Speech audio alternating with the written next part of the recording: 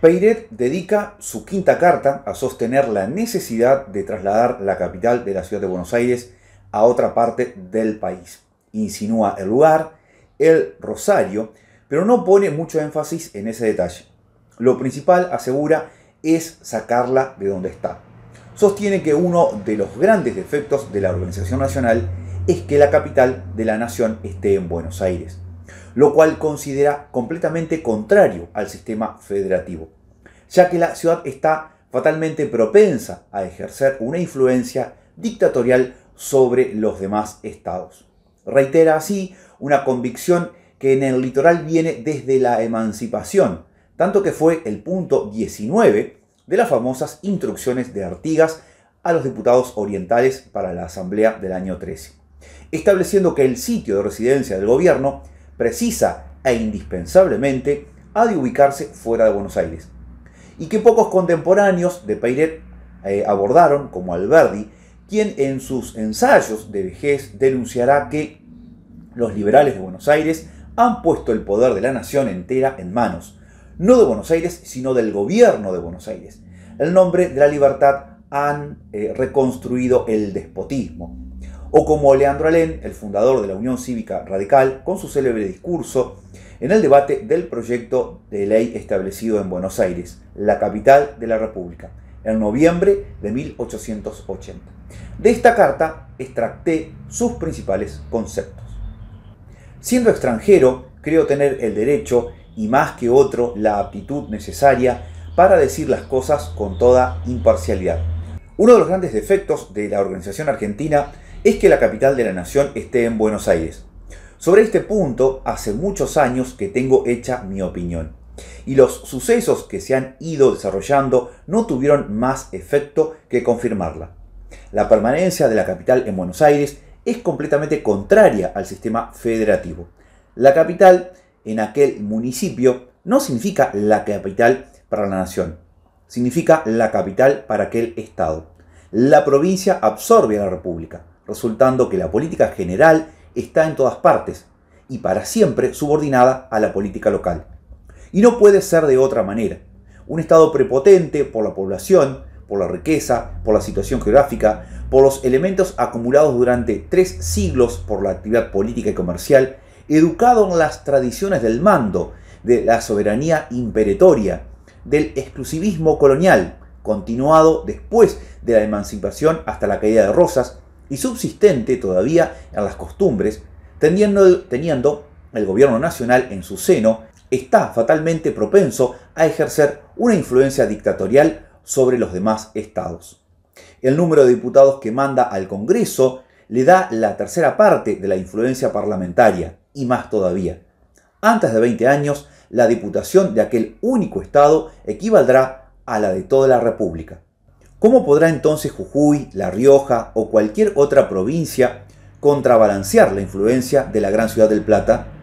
Se me contestará que la Constitución ha previsto el caso y que allí está el Senado para restablecer el equilibrio, pero yo persistiré en creer que si el Congreso sigue residiendo en Buenos Aires con el presidente, la acción de esa capital irá siempre aumentando y subalterizando completamente la política nacional.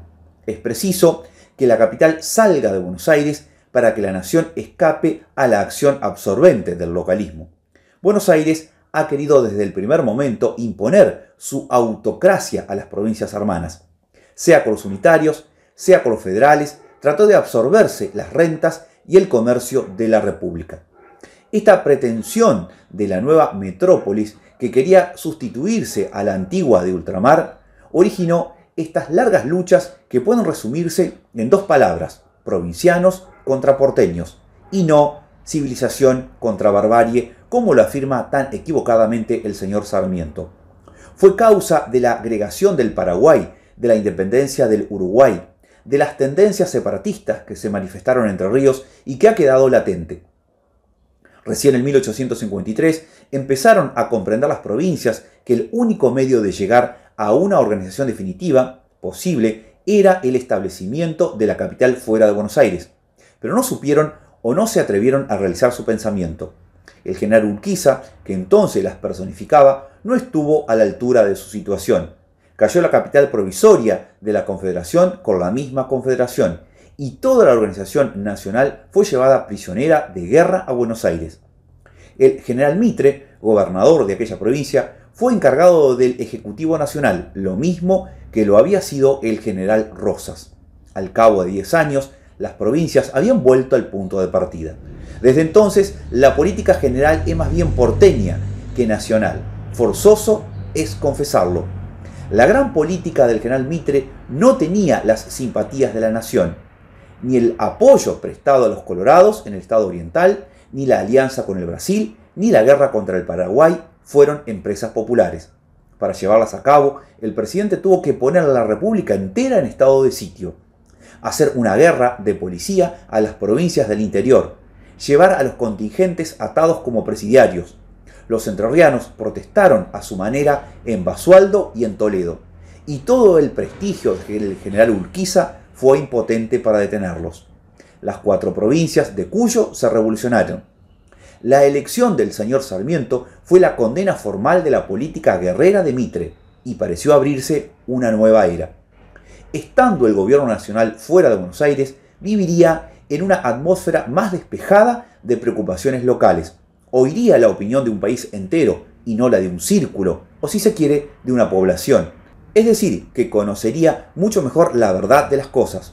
No juzgaría a ciegas los sucesos como lo hace actualmente, porque este es realmente el modo de ver del señor Sarmiento relativamente a Entre Ríos.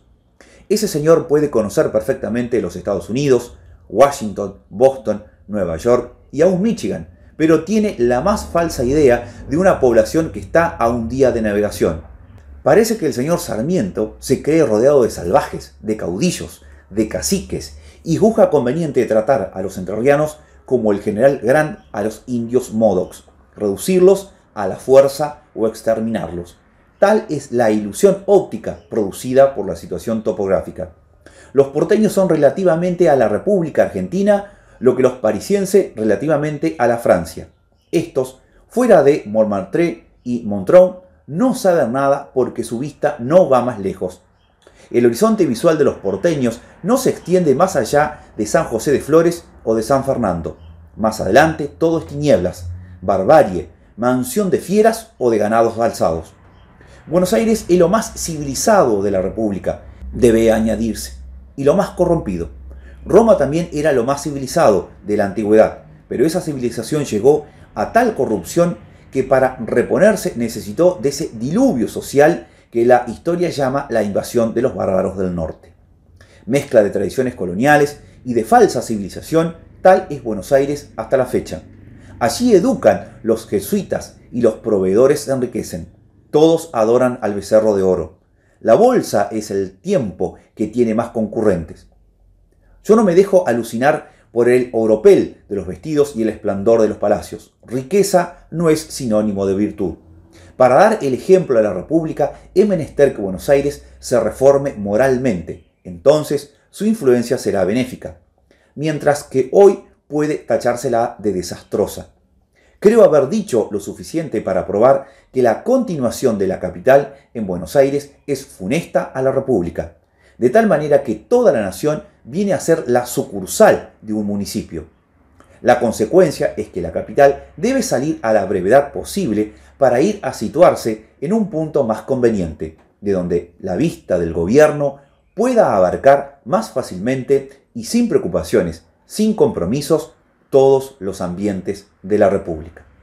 Para imponer esa política, asegura Peiret, se recurre a las argumentaciones ridículas, como asegurar que Entre Ríos, una de las provincias más avanzadas del país en su organización social, en su instrucción pública, que en 1854, por ejemplo, contaba con 47 escuelas en su territorio, contra solo 35 de la de Buenos Aires.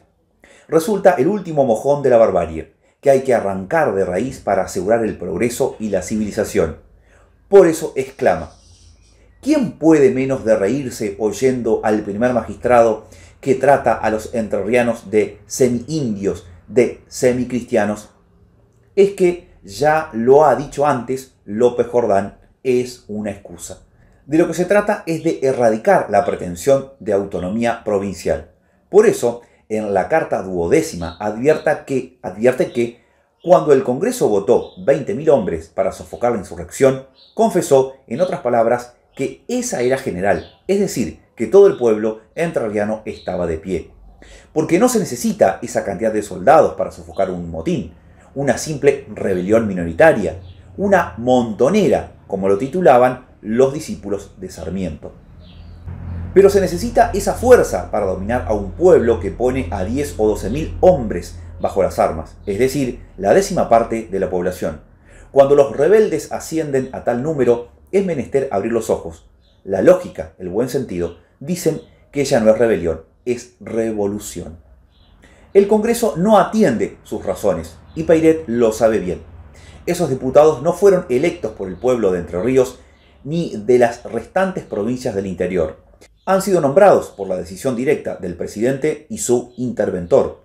Es una ficción de república que lo indigna. A él, que es autor de un proyecto de constitución que 3 años atrás ha enviado a su país de origen. Por eso acusa.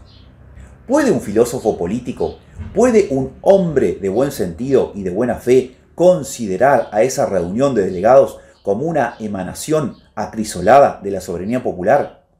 ¿Pueden los decretos de ese Congreso ser considerados como la voz verdadera del pueblo?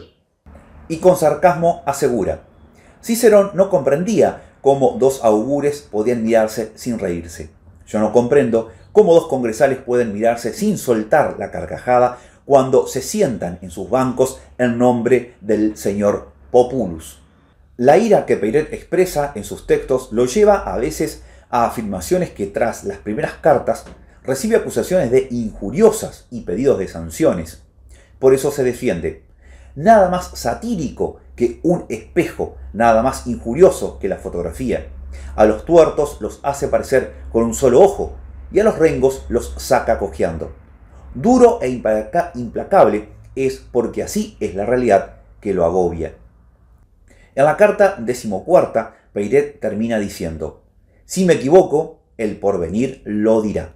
Los viejos unitarios no entienden nada de la verdadera república, afirma.